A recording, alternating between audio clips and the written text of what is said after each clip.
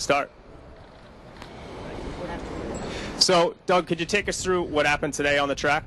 Today we did our normal routine, and the track superintendent was kind enough to come over and tell me what he had done to the track, and they basically got a good seal on it last night after the races, and he said they got like an inch and a half of rain, so they got a pretty good amount of water on the track last night, and we watched some sets train earlier around like a 24-foot dogs, and the horses were getting over it good. They were cutting their own cushion, and then during the renovation, he did a little bit more floating it, and then he moved the dogs to 8 feet. And when we went on the track, we were just on a very nice, safe, fresh track, and Glenn and the crew did a great job, and I'll have another gallop like a champ over it.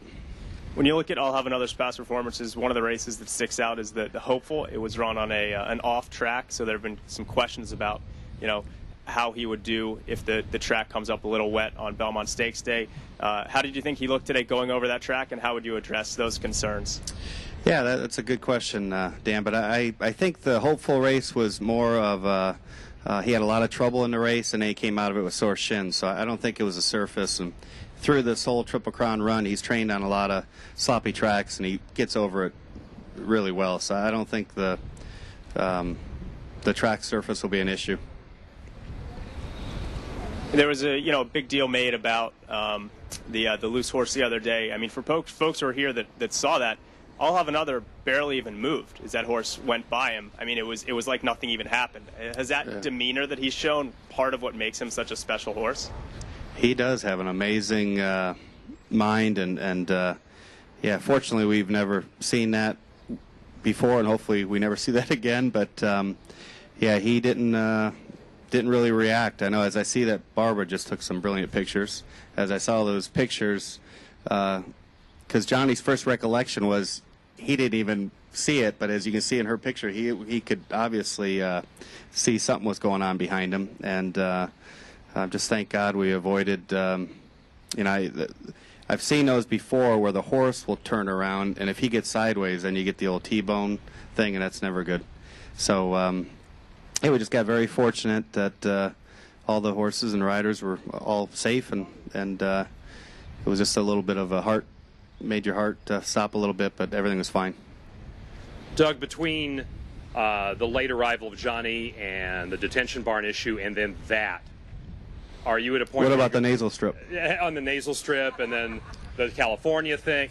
Are you at a point where you wonder what's next, or are you just craving an event-free week, or is this just sort I've been looking under my car every morning before I start it up, and no, it's you're with a horse like I'll have another. I've never been blessed to have a horse like him, but I always assumed if I did, you're under a really strong microscope, and I think it's all just trying to show the public, that we care for the horses, and that when you put your hard-earned money and you bet on one of the horses, you can know that they're all clean and pure and ready to go.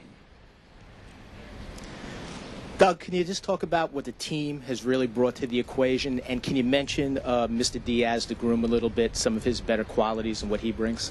Yep. Yeah, I'm blessed to have an unbelievable staff, the team, if you will, and one of the great members is Inocencio Diaz, the groom of I'll Have Another, and actually I didn't realize he's a really good runner.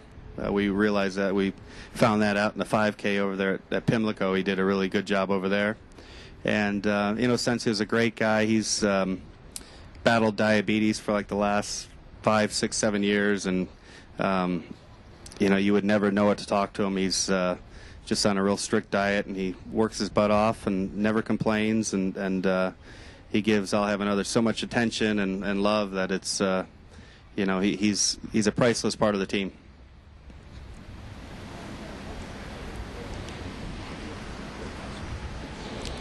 Hey, Doug. The status on Boxer, the roof for Friday?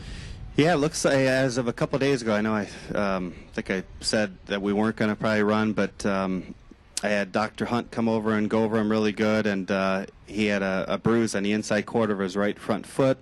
We had the farrier come over and 3/4 of the shoe, and he's been perfect ever since. So it looked like he just bruised the inside of his right foot, and we've been working on that. And along with that, we 3/4 of the shoe, and he's going really good right now. But how important do you want? How much do you want to see Mario get that race? Be aboard that horse a day before the Belmont. I would love it. I mean, just the fact that the race starts at the same spot that the Belmont does, and I think it'd be a great help for Mario to get that under his belt. But if the horse isn't right, he won't run. But as of this morning, everything's so far so good.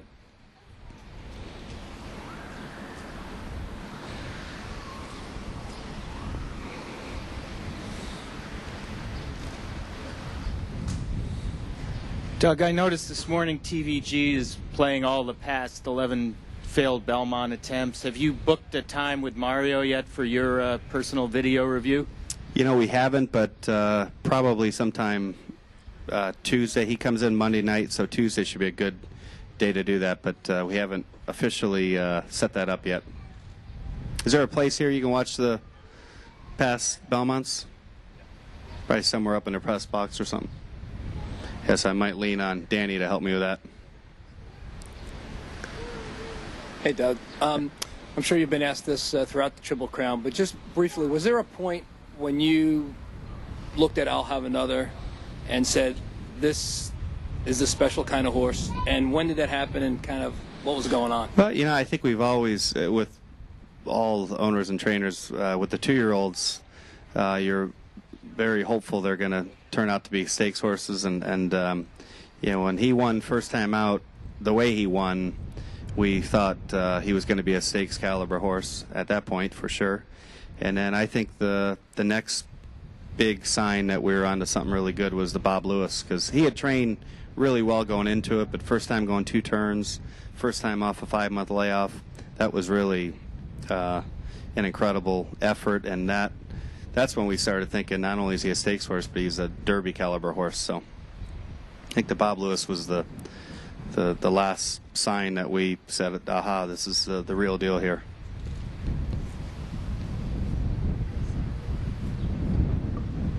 Just a few clerical issues. Doug, you had mentioned that you might be taking All on Another track tomorrow through the tunnel and through the paddock. Is that still something you're looking at doing? Yep, that's the game plan. Is we're going to walk from the barn through the tunnel, through the paddock, and school him in the paddock a little bit, and then do his normal routine after that.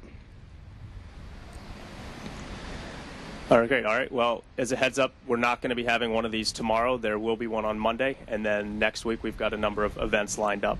But so no daily presser tomorrow, and then there will be one Monday. Thanks a lot, Doug. Thank you.